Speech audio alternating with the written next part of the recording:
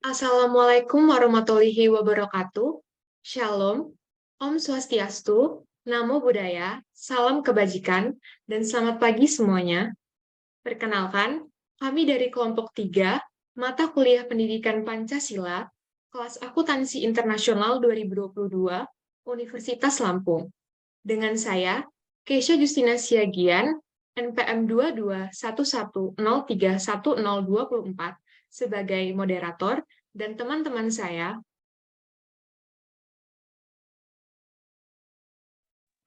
Saya Faris Alatpori dengan NPM 2211031104. Saya Kinanti Ranung Valina dengan NPM 2211031062. Dengan saya Dwi Nurianti Karisma Putri dengan NPM 2211031029. Dan yang terakhir, saya Michelle Leshana dengan nomor pokok mahasiswa 2211031094. Pada kesempatan kali ini, kami akan mempresentasikan materi dan contoh kasus Pancasila sebagai ideologi. Penyampaian materi dan contoh kasus akan dimulai oleh saya sendiri. Selamat menyimak. Pancasila sebagai ideologi negara. Pengertian ideologi dan Pancasila.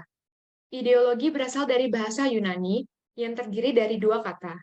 Idea, yang berarti gagasan, konsep, dan pengertian dasar, lalu logos, yang berarti ilmu pengetahuan. Secara harfiah, ideologi adalah ilmu pengetahuan tentang ide-ide atau ajaran tentang pengertian-pengertian dasar. Secara umum, ideologi adalah seperangkat gagasan atau pemikiran yang berorientasi pada tindakan yang diorganisirkan menjadi suatu sistem yang teratur. Dalam ideologi terkandung 3 unsur, yaitu 1. Adanya suatu penafsiran atau pemahaman terhadap kenyataan. 2. Memuat seperangkat nilai-nilai atau preskripsi moral. 3. Menjadi pedoman aktivitas untuk dapat mewujudkan nilai-nilai di dalamnya.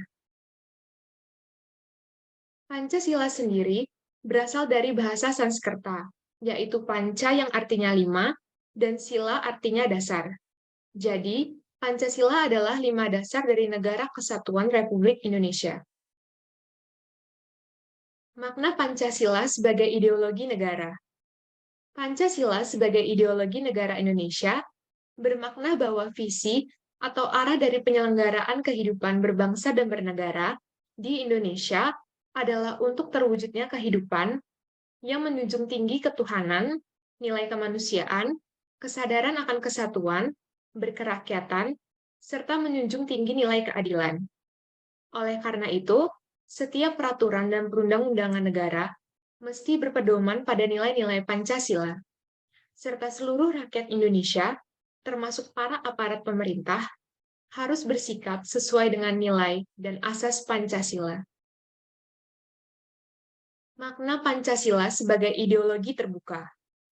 Ideologi dikelompokkan menjadi 2 jenis, yaitu ideologi terbuka dan ideologi tertutup. Ideologi tertutup adalah cita-cita dari sebuah kelompok yang digunakan sebagai pedoman untuk mengubah masyarakat di suatu negara.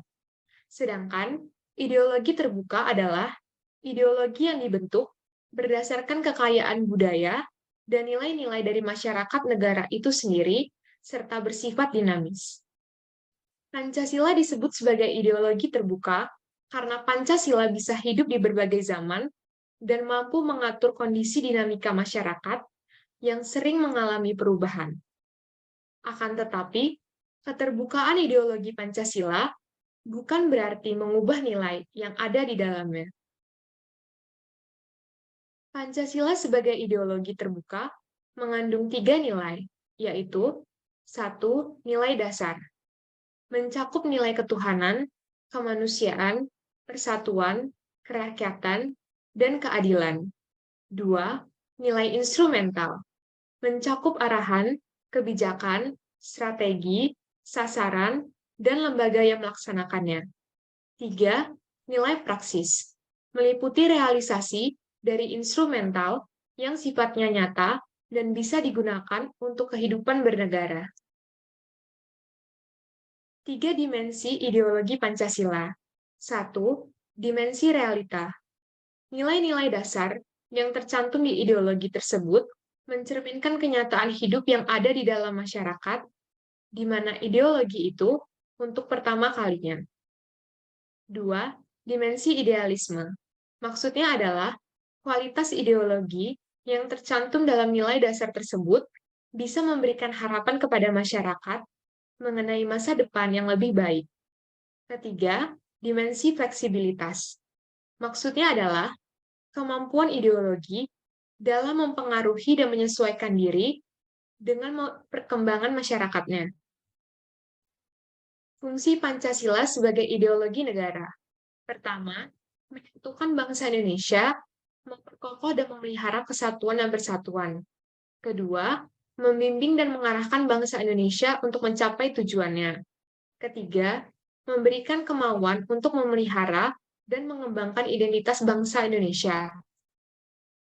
Keempat, menerangi dan mengawasi keadaan, serta kritis kepada adanya upaya untuk mewujudkan cita-cita yang terkandung di dalam Pancasila. 5. Sebagai pedoman bagi kehidupan bangsa Indonesia dalam upaya menjaga keutuhan negara dan memperbaiki kehidupan dari bangsa Indonesia. Tantangan Pancasila sebagai ideologi negara. 1. Menguatnya isu kebudayaan global yang ditandai dengan masuknya berbagai ideologi asing dalam kehidupan berbangsa dan bernegara karena keterbukaan informasi. 2. Pergantian rezim yang berkuasa melahirkan kebijakan politik yang berorientasi pada kepentingan kelompok atau partai, sehingga ideologi Pancasila sering terabaikan. 3. Penyalahgunaan kekuasaan atau korupsi mengakibatkan rendahnya kepercayaan masyarakat terhadap rezim yang berkuasa, sehingga kepercayaan terhadap ideologi menurun drastis. Contoh kasus yang saya ambil adalah bom bunuh diri di depan Gereja Katedral Makassar. Bom bunuh diri terjadi di gerbang Gereja Katedral Makassar, Sulawesi Selatan, pada hari Minggu 28 Maret 2021, pukul 10.30 waktu Indonesia bagian tengah. Pelaku bom bunuh diri adalah pasangan suami istri yang diidentifikasi sebagai L dan YSF. Pelaku berasal dari kelompok Jamaah Ansarud Daulah atau JAD, yaitu suatu kelompok yang terlibat dalam pengeboman di sebuah katedral di Jolo, Filipina. Kedua pelaku tewas di tempat. Akibat kejadian tersebut, 20 orang mengalami luka-luka, yang diantaranya adalah petugas keamanan dan jemaat gereja. Dua pelaku bom bunuh diri itu tergolong sebagai pengantin baru dan merupakan generasi milenial. Mereka dinikahkan tersangka lain bernama Rizaldi, sosok teroris yang ditangkap pada Januari 2021. Diketahui bahwa pelaku dapat membuat bom berkat teknologi internet. Setelah tragedi tersebut, polisi telah menangkap 4 orang tersangka yang tergabung dalam Jamaah Ansarud Daulah. Analisis kasus. Kejadian bom bunuh diri tersebut merupakan tindakan terorisme yang mengancam keselamatan masyarakat. Aksi teror tersebut juga merupakan upaya untuk memecah belah antar umat beragama. Padahal, ajaran Islam sendiri tidak membenarkan tindakan terorisme. Kejadian tersebut melanggar nilai ketuhanan, kemanusiaan, dan persatuan. Para pelaku yang tergabung dalam Jamaah Ansarud Daulah ingin mengganti ideologi Pancasila menjadi negara khilafah. Hal tersebut tentunya menjadi ancaman bagi ideologi Pancasila. Solusi kasus. Selain 2 pelaku yang tewas di tempat, pelaku-pelaku lain yang mendukung kejadian bom bunuh diri tersebut harus dihukum penjara seumur hidup. Jika pelaku hanya dipenjara dalam waktu yang singkat, mereka akan kembali menyebarkan aliran sesatnya. Penjara seumur hidup kiranya dapat membuat orang-orang lain takut untuk melakukan aksi teror. Polisi kiranya juga menyelidiki dan menangkap anggota-anggota dari JAD yang pintar dalam bersembunyi. Pemerintah juga harus melakukan sosialisasi kepada masyarakat tentang pentingnya memerangi terorisme dan mengajak masyarakat untuk peka, aktif, dan bertanggung jawab terhadap tindakan terorisme. 4. Menyikapi ideologi Pancasila. 1. Menguatnya isu kebudayaan global yang ditandai dengan masuknya berbagai ideologi asing dalam kehidupan berbangsa dan bernegara karena keterbukaan informasi. 2. Pergantian rezim yang berkuasa melahirkan kebijakan politik yang berorientasi pada kepentingan kelompok atau partai, sehingga ideologi Pancasila sering terabaikan. berani melapor jika ada aktivitas atau perkumpulan keagamaan yang ajarannya sesat. Sekian presentasi dari saya, terima kasih. Presentasi selanjutnya akan dibawakan oleh Faris.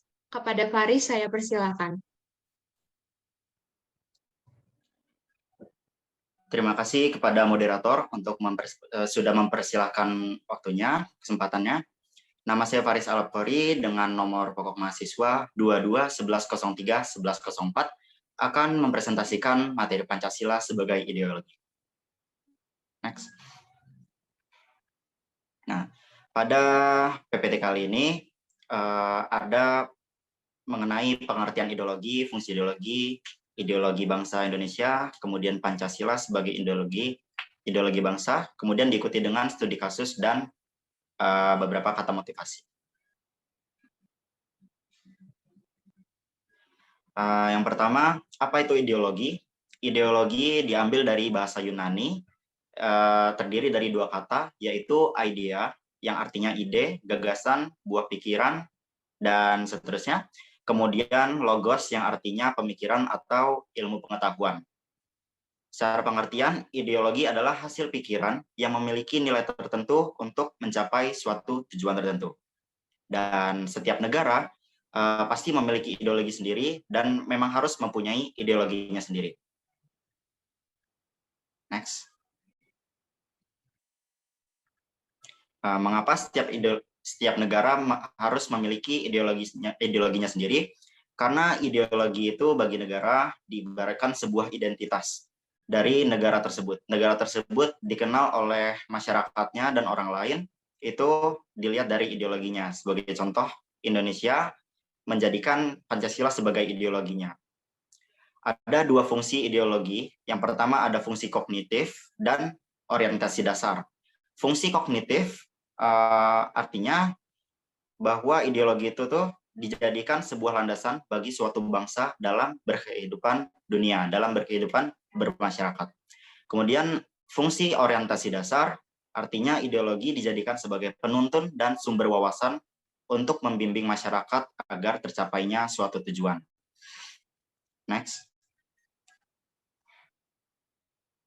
Nah, Pancasila sebagai ideologi bangsa Indonesia mengartikan bahwa Pancasila itu digunakan sebagai penuntun tingkah laku masyarakat Indonesia dan dijadikan sebagai pedoman untuk kehidupan bermasyarakat. Pancasila sendiri mempunyai arti sebagai 5 dasar diambil dari bahasa Sanskerta. Panca artinya 5 dan sila artinya dasar. Yang pertama ada ketuhanan yang Maha Esa, yang kedua kemanusiaan yang adil dan beradab, yang ketiga persatuan Indonesia, yang keempat kerakyatan yang dipimpin oleh hikmat kebijaksanaan dalam permusyawaratan perwakilan, yang kelima keadilan sosial bagi seluruh rakyat Indonesia. Next. Nah, kemudian Pancasila sebagai ideologi bangsa Indonesia itu memiliki peran untuk memberi bimbingan kepada masyarakat Indonesia dalam bertingkah laku. Jadi ideologi Pancasila ini dijadikan ideologi sebagai pembimbing untuk masyarakat Indonesia melakukan kegiatan sehari-harinya, kegiatan bermasyarakatnya. Dan setiap masyarakat Indonesia harus bertingkah laku berdasarkan nilai-nilai dari Pancasila, seperti misalkan dalam nilai ketuhanan itu bertingkah laku mengikuti agama kepercayaannya masing-masing, sesuai dengan nilai kemanusiaan, menjunjung nilai kemanusiaan pada sesama, menjaga persatuan dan kesatuan bangsa, menghormati hasil keputusan yang telah dibuat atau sugesti orang lain, dan yang kelima adalah bersikap adil terhadap semua orang. Next. Sebuah studi kasus yang saya lakukan mengambil kasus pembunuhan yang terjadi tanggal 11 November 2022 kemarin. Terjadi sebuah pembunuhan terhadap seorang istri oleh suaminya yang berinisial HM. Pelaku mengaku bahwa dia merasa tersakiti karena sang istri kerap berkata kasar dan memarahinya. Jadi dia membunuhnya. Pembunuhan yang dilakukan itu sangat kejam dan tidak manusiawi, sampai-sampai pelaku memotong bagian tubuh dan merebusnya. Di sini bisa dilihat Kronologinya pada tanggal 11 November 2022 pada pukul 10 pagi waktu Indonesia bagian Barat, pelaku mengunci korban ke dalam kamar. Kemudian pelaku mengambil pisau di dapur, kemudian kembali ke kamar, masuk, dan pelaku mencekik korban dan menusuk lehernya dengan pisau, leher sebelah kanannya. Setelah itu tubuh dari korban diseret ke dapur dan dadanya ditusuk lagi sebanyak 2 kali. Kemudian pada pukul 7 malam waktu Indonesia bagian Barat hari yang sama, pelaku memotong leher korban hingga terputus dengan pisau. Kemudian memasukkannya ke dalam karung. Pada jam 11 malam, pelaku memotong bagian tangan korban, kemudian memasukkannya ke dalam panci yang berisikan air dan menambahkannya garam untuk direbus. Kemudian pada jam 3:40 pada dini hari keesokan harinya, tanggal 12 November, pelaku memotong kedua kaki korban menggunakan kapak. Kemudian pada pukul 7:15 pagi hari, pada tanggal 12 November 2022, pelaku membungkus kedua kaki korban dengan selimut, lalu dimasukkan ke dalam plastik, dan korban membawanya ke bagian belakang rumah untuk membakarnya. Next. Nah, dari studi kasus yang pada slide sebelumnya, terdapat poin penting yang bisa diambil. Pertama, tindakan yang dilakukan pada kasus tersebut sama sekali tidak mencerminkan nilai kemanusiaan. Setiap yang bernyawa memiliki hak untuk hidup, bahkan memiliki hak untuk diperlakukan dengan baik. Dan merenggut nyawa orang lain merupakan tindakan yang tidak manusiawi, apalagi sampai memutilasi dan merebusnya. Yang kedua adalah tindakan tersebut sama sekali tidak mencerminkan nilai Pancasila sebagai ideologi. Karena ketika seseorang melihat Pancasila dan menjadikan Pancasila sebagai penuntun tingkah lakunya, maka yang dilakukannya adalah tindakan yang sesuai dengan peraturan dan norma sosial yang berlaku. Selanjutnya. Nah, kemudian apa solusi untuk kasus seperti ini? Ada metode preventif, yaitu pencegahan yang dapat dilakukan supaya kasus seperti ini tidak terulang lagi.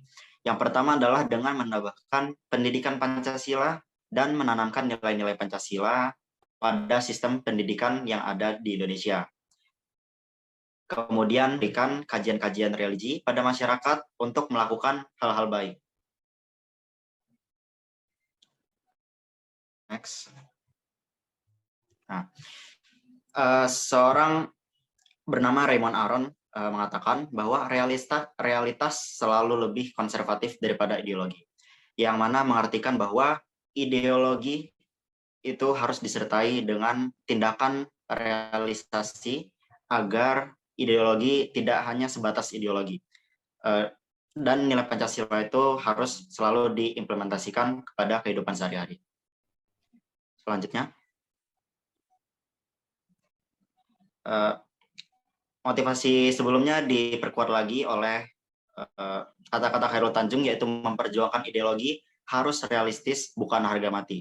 Yang artinya tidak hanya digadang-gadang untuk memajukan ideologi, untuk mempertahankan ideologi, tetapi harus melakukan tindakan yang realistis untuk memperjuangkan ideologi tersebut dan merealisasikannya. Oke.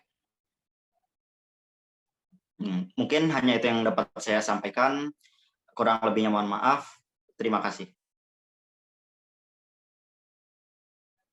Baik, terima kasih Faris atas pemaparannya. Presentasi selanjutnya akan dibawakan oleh Kinan. Kepada Kinan, saya persilakan. Perkenalkan, nama saya Kinanti Ranum Valina dengan nomor pokok mahasiswa 22110310062. Sebelumnya saya ingin berterima kasih kepada moderator karena telah mengizinkan saya dan telah memberikan saya kesempatan untuk memaparkan ide-ide saya dalam presentasi kali ini. Kali ini saya akan menjelaskan tentang Pancasila sebagai ideologi.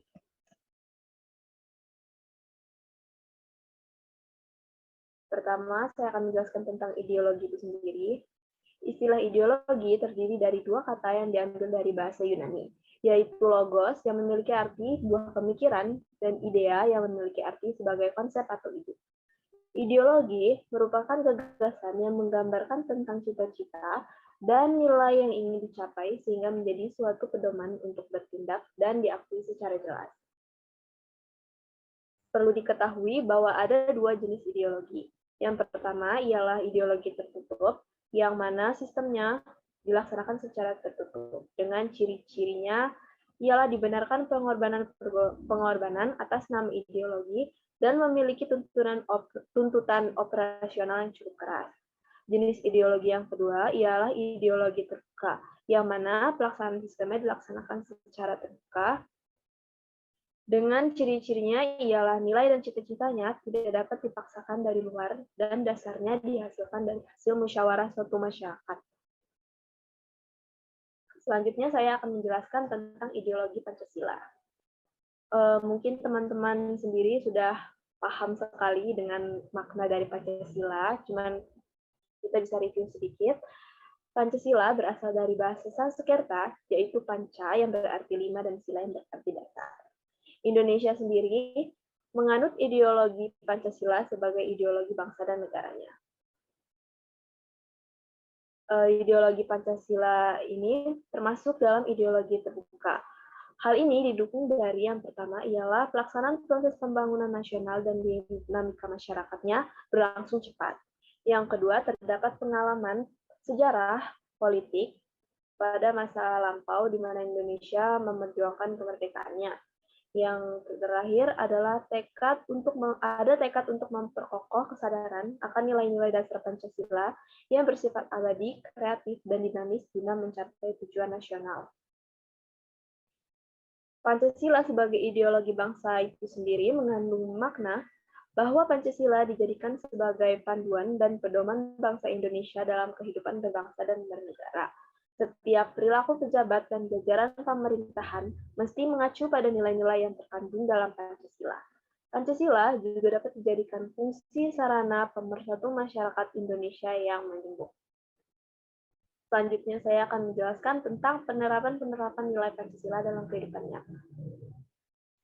Pancasila tidak hanya disebutkan, tapi harus juga sebagai rakyat Indonesia kita tanamkan dalam diri kita sendiri mungkin dalam bentuk penerapan sebagai berikut. Yang pertama ialah menggunakan bahasa Indonesia yang baik dan benar.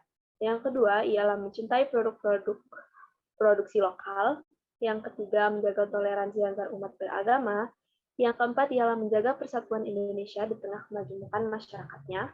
Yang kelima ialah mendirikan musyawarah yang adil dan merata.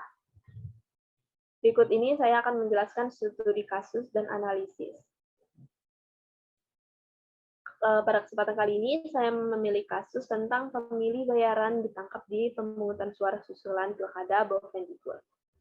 Ketua Bawaslu Bovendigul, Frans Asek, mengaku anggotanya menangkap seorang pemilih bayaran dalam pemungutan suara susulan pada Pilkada Bovendigul 2020. Pelaku menggunakan surat suara orang lain. Dilansir Antara, pada hari Senin tanggal 28 Desember 2020, terduga pelaku diamankan saat memilih di TPS 03 Kampus Sokanggo, Distrik Mandobo, Bovendigul, Papua. Dalam pengakuannya, mereka ialah sekelompok orang yang berjumlah 6 orang. Namun, 5 rekannya sudah mencoba terlebih dahulu. Asek mengatakan terduga pelaku mengaku dibayar sebesar Rp200.000 dengan menggunakan surat pemanggilan orang lain. Dia mengatakan penangkapan itu sudah dilaporkan ke Sentra Penegakan Hukum Terpadu atau Gakumdu dan akan ditindaklanjuti. Dia mengaku belum bisa memastikan pihak yang membayar terduga pelaku. Saat ini, terduga pelaku masih diperiksa penyidik Gakumdu. Belum ada keputusan soal apakah pencoblosan di TPS tersebut akan diulang kembali. Analisis kasusnya, kasus tersebut menjelaskan terjadinya ada manipulasi voting suara milik rakyat dengan mengamplopkan sejumlah uang dari pihak pejabat kepada pelaku. Kasus tersebut jelas bertentangan dengan hak rakyat dalam pemilu dan juga melanggar sila keempat Pancasila yang berbunyi kerakyatan yang dipimpin oleh hikmat kebijaksanaan dalam permusyawaratan perwakilan sebab mengganggu terlaksananya demokrasi. Untuk solusinya, sebagai langkah penyelesaian, pihak berwenang dapat memberikan sanksi atas perbuatan curang yang telah dilakukan oleh pelaku. Tindakan lainnya seperti tindakan preventif guna mencegah hal tersebut untuk terulang kembali, ialah dapat dengan memberikan pengawasan yang lebih ketat, terutama di daerah-daerah yang akan dijadikan lokasi pemilu. Semua lapisan masyarakat juga harus selalu paham bahwa nilai-nilai Pancasila perlu ditanam dalam diri guna menghindari sikap-sikap yang melanggar peraturan bangsa dan negara. Sekian dari saya, terima kasih. Baik, terima kasih Kinan atas pemaparannya. Presentasi selanjutnya akan dipaparkan oleh Dwi. Kepada Dwi saya persilakan. Baik, Assalamualaikum warahmatullahi wabarakatuh. Terima kasih kepada Keisha untuk kesempatannya untuk saya mempresentasikan materi saya. Sebelumnya, izinkan saya memperkenalkan diri saya kembali. Nama saya Dwi Nuryanti Karisma Putri dengan 3 digit NPM terakhir, yaitu 029. Saya dari program studi akuntansi. Seperti teman-teman kelompok saya sebelumnya yang sudah mempresentasikan materinya, di sini saya memilih topik Pancasila sebagai ideologi yang di mana ada beberapa hal yang akan saya bahas di kesempatan kali ini.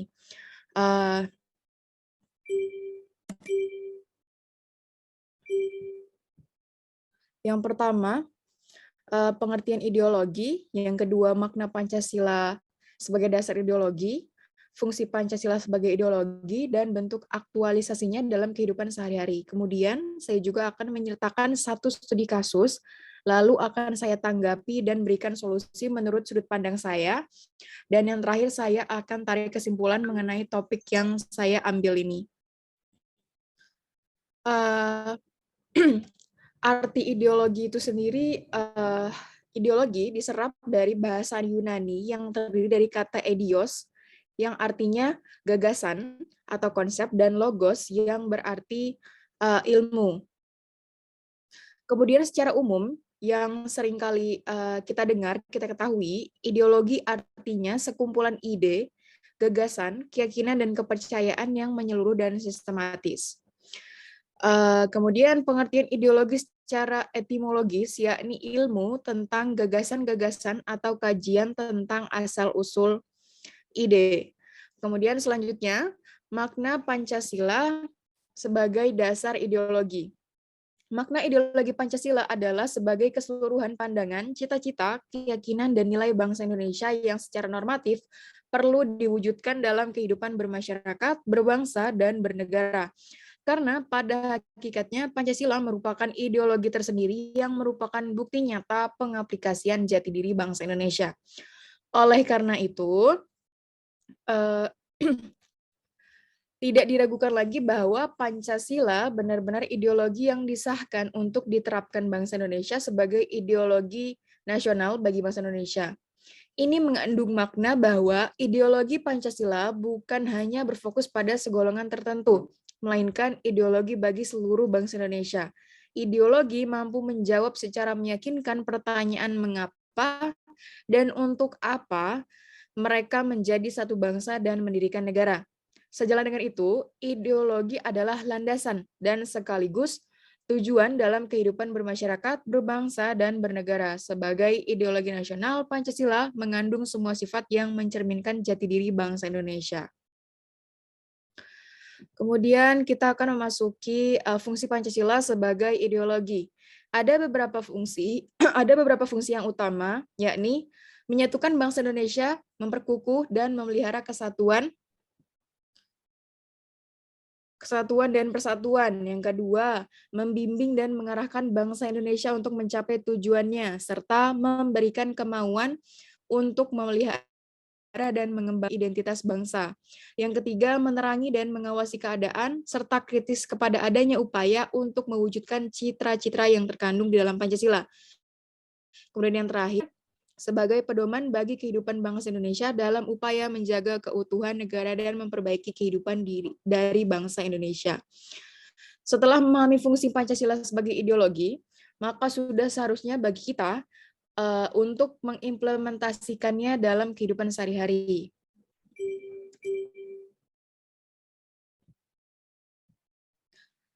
aktualisasi ideologi Pancasila. Dalam sila pertama, yang berbunyi ketuhanan yang Maha Esa, maka setiap masyarakat diberi kebebasan dalam memeluk kepercayaan. Masyarakat kini dapat menjalani kepercayaannya dengan tenang tanpa gangguan intoleransi. Yang kedua, kemanusiaan yang adil dan beradab, di mana semua warga Indonesia memiliki hak yang setara dalam pemenuhan kesejahteraan, baik dalam hak politik, hak hukum, dan semua hal yang diatur dalam undang-undang tanpa melihat ras dan suku. Kemudian yang ketiga, ada persatuan Indonesia, di mana semua warga Indonesia tidak boleh melakukan aksi-aksi yang dapat meregangkan persatuan dan kesatuan negara kita. Contohnya, tindakan terorisme, gerakan separatisme, dan hal-hal yang sejenis. Selanjutnya, dalam sila keempat, kerakyatan yang dipimpin oleh hikmat kebijaksanaan dan dalam permusyawaratan perwakilan, kita harus menghormati segala keputusan yang telah dirundingkan bersama-sama. Kita harus lapang dada dalam menerima apapun hasilnya. Dan di dalam sila terakhir, kemanusiaan yang adil dan beradab, di mana seluruh warga negara Indonesia berhak mendapatkan kesejahteraan dan keadilan yang merata, penghidupan yang layak, keamanan dan hukum yang seutuhnya, dan semua hal yang berkaitan dengan kesejahteraan warga negara. Ada sedikit cuplikan berita. Ada sedikit cuplikan berita yang saya ambil sebagai studi kasus. Kasus ini baru terjadi beberapa hari yang lalu dan masih berusaha diselidiki oleh pihak kepolisian mengenai motif apa yang mendasari pelaku melakukan hal keji tersebut. Anggota Polres Labuan Bajo temukan mancing. Poskupang.com, seorang anggota kepolisian Polres Manggarai Barat menemukan sesosok mayat saat mancing di dermaga kayu Dusun Lenteng, Desa Golomori, Kecamatan Komodo, Labuan Bajo, NTT. Sabtu 12 November 2022 pagi. Kapolres Manggarai Barat AKBP Feli Hermanto, melalui Kapolsek Komodo saat dikonfirmasi membenarkan kejadian ini. Iya benar, pagi tadi sekitar pukul 7.30 WITA kami mendapatkan informasi dari Babin Kamtibmas Desa Golomori, kata Ibtu Teos. Ibtu Teos menjelaskan, penemuan mayat tersebut bermula saat Babin Kamtibmas Desa Golomori Bribka Yunus sedang mencari ikan di dermaga Dusun Lenteng. Mengetahui adanya sesosok mayat, Bribka Yunus kemudian menghubungi Kapolsek Komodo dan Kepala Satuan Reskrim Polres Mabar untuk melaporkan kejadian tersebut. Selanjutnya Kapolsek Komodo bersama Kasat Reskrim dan tim identifikasi beserta anggota piket Polres Mabar langsung mendatangi tempat kejadian perkara, TKP, dan mengevakuasi mayat tersebut ke Rumah Sakit Umum Daerah, RSUD, Komodo. Terpisah, Kasat Reskrim Polres Mabar AKP Ridwan mengatakan korban saat ini sudah dilakukan identifikasi dan visum et repertum, VR, oleh tim identifikasi Polres Mabar bersama medis RSUD Komodo.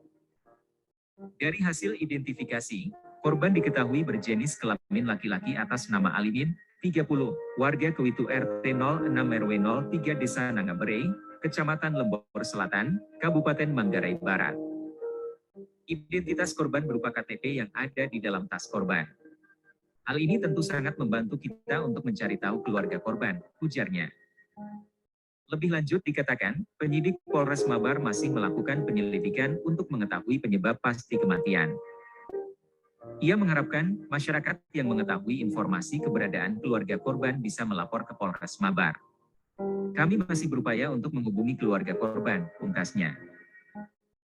Terima kasih sudah nonton. Jangan. Berdasarkan informasi yang diketahui, korban mengapung di bawah dermaga kayu perairan Labuan Bajo, Manggarai Barat, Sabtu 12 November 2022. Pengungkapan kasus penganiayaan itu berawal dari adanya kecurigaan atas kematian korban yang dinilai tidak wajar. Terdapat 12 pelaku terduga yang telah diamankan, di mana seluruh terduga pelaku berdomisili di Golomori, Kecamatan Komodo, Kabupaten Manggarai Barat. Para terduga pelaku masih dilakukan interogasi untuk mengungkap motif penganiayaan dan peran masing-masing. Peristiwa ini sangat tidak sesuai dengan pengimplementasian Pancasila sebagai ideologi negara dan juga nilai-nilai yang terkandung dalam sila-sila Pancasila. Pancasila sebagai ideologi negara berarti Pancasila sebagai pedoman berbangsa dan bernegara, namun tindakan keji yang dilakukan oleh 12 orang tersebut bertentangan dengan Pancasila. Tidak adanya unsur kemanusiaan di dalamnya dengan tega menganiaya sesama makhluk hingga membuangnya di lautan. Peristiwa ini bertentangan dengan nilai sila kedua Pancasila. Lalu, apa sih solusi yang sekiranya dapat saya sampaikan? Menurut saya, kita harus menempatkan manusia sebagai makhluk Tuhan dengan martabat dan hak asasinya. Ketika kita sudah acuh terhadap pandangan hidup yang bersumber dari Pancasila atau Pancasila sebagai ideologi bangsa, maka terjadilah beberapa konflik yang merugikan. Salah satunya yakni kasus penganiayaan yang berujung pada penghilangan nyawa manusia. Kasus ini merupakan contoh kasus pertentangan nilai Pancasila yang fatal hingga merampas nyawa orang lain. Sudah sepatutnya pihak hukum dan aparat kepolisian mengambil tindakan yang tegas dengan menuntut dan menghukum terduga pelaku sesuai dan setimpal atas apa yang mereka lakukan. Pasal 338 KUHP yang berisi barang siapa dengan sengaja merampas nyawa orang lain diancam karena pembunuhan dengan pidana penjara paling lama 15 tahun. Sesuai dengan pasal tersebut, maka sudah seharusnya para pelaku mendapat hukuman atas perilaku tidak terpujinya. Itulah sebabnya kita harus paham secara utuh mengenai Pancasila sebagai ideologi agar tidak ada lagi kasus serupa yang terjadi. Sebelum menyelesaikan presentasi saya ingin menarik kesimpulan. Pancasila merupakan pandangan hidup bangsa dan dasar negara Republik Indonesia. Pancasila juga sumber pedoman hidup masyarakat dan negara Republik Indonesia yang real. Maka manusia Indonesia menjadikan pengamalan Pancasila sebagai tujuan utama dalam kehidupan kemasyarakatan dan kehidupan kenegaraan. Oleh karena itu, pengamalannya harus dimulai dari setiap kepribadian warga negara Indonesia. Setiap penyelenggara negara yang secara meluas akan berkembang menjadi pengamalan Pancasila sebagai ideologi oleh setiap lembaga kenegaraan dan lembaga kemasyarakatan, baik di pusat maupun di daerah. Sekian dari penjelasan materi mengenai Pancasila sebagai ideologi yang dapat saya sampaikan. Saya berharap pemaparannya mudah dipahami dan dapat bermanfaat bagi kita semua, serta dapat dengan mudah kita implementasikan di kehidupan sehari-hari untuk mencapai cita-cita dan tujuan bangsa. Jika dalam penyampaian terdapat salah kata, saya mohon maaf. Saya akhiri. Wassalamualaikum warahmatullahi wabarakatuh. Baik, terima kasih Dwi atas pemaparannya. Presentasi selanjutnya akan dipaparkan oleh Michelle. Kepada Michelle, saya persilakan. Terima kasih atas kesempatan yang diberikan untuk memaparkan materi saya yang tentunya sama dengan anggota kelompok saya sendiri. Untuk presentasi kali ini saya memilih untuk memaparkan tentang Pancasila sebagai ideologi bangsa. Presentasi ini dibuat untuk memenuhi nilai presentasi pendidikan Pancasila di kelas Accounting Internasional Universitas Lampung dengan saya Michelle Leshana dengan nomor pokok mahasiswa 2211031094. Sebelum kita masuk ke dalam pengertian Pancasila sebagai ideologi, ada baiknya kita untuk mengulang kembali pengertian dari ideologi itu sendiri. Kata ideologi berasal dari dua kata, yaitu ideos dan logos, yang berarti gagasan, konsep, pengertian dasar, ide-ide dasar, atau cita-cita. Sementara logos sendiri berarti ilmu, dan secara harfiah, ideologi berarti sebagai ilmu pengetahuan tentang ide-ide atau ajaran tentang pengertian-pengertian dasar. Selanjutnya, dalam materi saya terdapat penjelasan tentang fungsi Pancasila sebagai ideologi negara. Terdapat 4. Yang pertama itu menyatukan bangsa Indonesia. Yang kedua, memperkokoh dan memelihara kesatuan serta persatuan. Yang ketiga, membimbing dan mengarahkan bangsa Indonesia dalam mencapai tujuan bernegara. Yang keempat, sekaligus yang terakhir adalah memberi kemauan guna memelihara dan mengembangkan identitas bangsa Indonesia. Pancasila adalah sebuah ideologi negara dan bangsa Indonesia yang bersifat terbuka, dalam arti isi dari Pancasila tidak bisa berubah-ubah sesuai kondisi perkembangan tertentu. Pancasila adalah hasil dari kontrak sosial.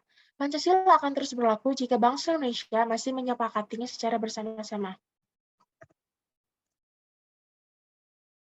Pancasila sebagai ideologi memiliki keistimewaan.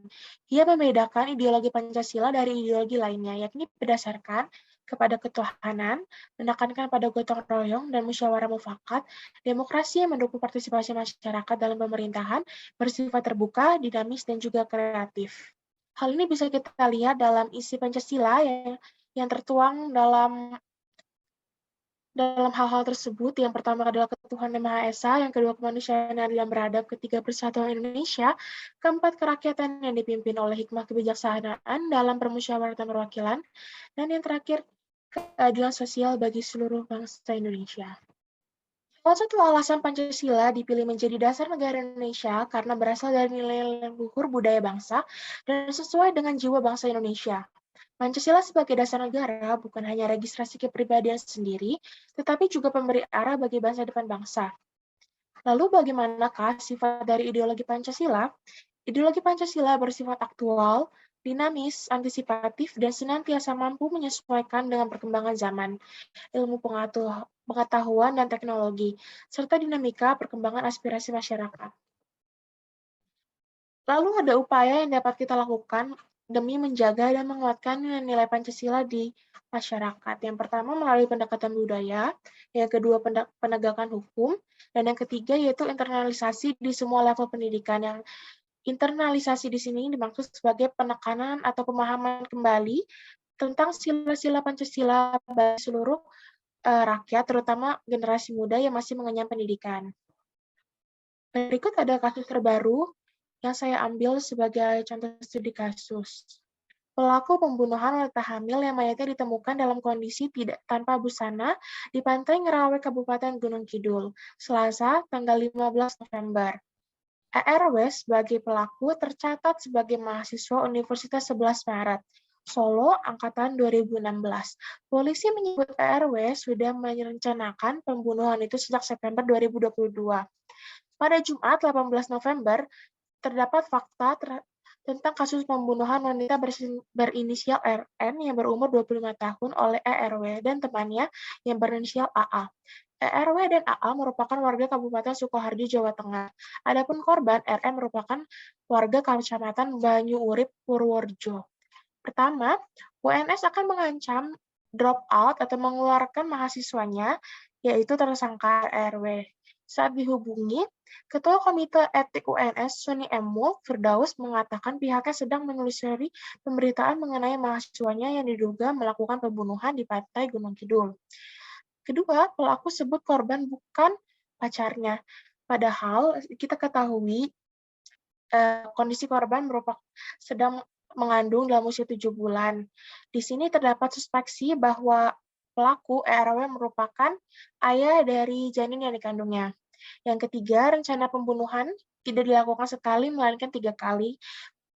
Upaya pembunuhan pertama terjadi di Gunung Kawi. Edi mengungkapkan ERW sebenarnya sempat berencana membunuh RN di Gunung Kawi, Jawa Timur. Upaya pembunuhan sebelumnya di Gunung Kawi, Jawa Timur, tetapi tidak berhasil. Rencana di Gunung Kidul hari Minggu, dan pertama di Gunung Kawi akhir bulan September. Modusnya mengajak korban ke Gunung Kawi untuk keliling mencari dukun, meminta keselamatan, padahal niatnya adalah untuk menggugurkan bayi dalam kandungan RN. Percobaan pembunuhan yang kedua terdapat di Pantai Kukup, dilakukan dengan cara menyewa mobil rental di Banjarsari, Solo. Dua pelaku dan korban tiba di Pantai Kukup, Gunung Kidul pada Selasa tanggal 15 dini hari. Di gardu atau saung Pantai Kukup, ERW mengajak RN untuk melakukan ritual dengan alasan demi kesehatan bayinya. Dalam ritual tersebut, ERW menyuruh korban untuk melepaskan semua busananya. Tujuan sebenarnya ke pantai adalah untuk melakukan percobaan pembunuhan karena sebelumnya percobaan pembunuhan di Gunung Kidul itu gagal. Diduga saat dibuang ke laut, korban RN masih hidup. Polisi menyebut RN sempat melawan ketika dibekap ERW saat ritual di gardu pandang Pantai Kukup. ERW lalu meminta temannya, AA, untuk memegangi tubuh korban. Selanjutnya, korban dibekap hingga lemas. Karena saat dibekap atau dalam posisi dibekap, berdiri, sempat korban dan pelaku terjatuh. Pelaku meminta bantuan temannya dan dilecehkan karena kondisi korban tersebut tanpa busana. Setelah korban lemas, ERW mengangkat tubuh korban. Namun, ERW memposisikan badan korban agak ke bawah dan terbentur anak tangga di gardu pandang Pantai Kukup. Ada lagi upaya pelaku pada saat ini mengangkat atau menjatuhkan korban, diturunkan agar terbentur-bentur terhadap anak tangga. Selanjutnya, barulah korban digulingkan dari tepi Pantai Kukup. Hasil otopsi menyebut ada cairan dalam paru-paru korban.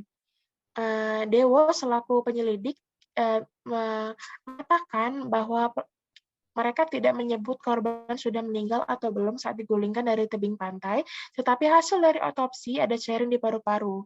Jadi ada kemungkinan pada saat dibunuh itu belum sepenuhnya meninggal. Mungkin cuma lemas, dan si pelaku sendiri juga mengatakan masih mendengar helaan napas korban saat menggulingkan pelaku dari bibir pantai tangga.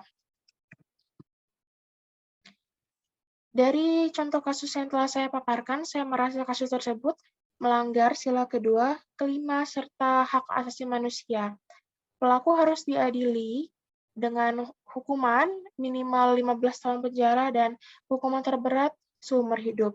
Kasus ini dapat kita cegah dengan cara melakukan metode preventif, yaitu menyadarkan masyarakat bahwa perilaku berzina itu melanggar sila pertama, itu melakukan perbuatan tidak senonoh selain melanggar norma dan peraturan masyarakat, juga melanggar sila pertama yaitu sila ketuhanan, selanjutnya melanggar sila kedua yaitu sila kemanusiaan yang berakhir dengan pembunuhan, dan yang terakhir sila keadilan karena anak dalam kandungan tersebut memiliki hak untuk hidup yang dipaparkan dalam hak asasi manusia.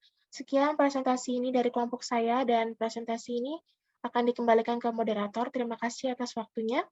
Selamat malam. Baik, terima kasih Michelle atas pemaparannya.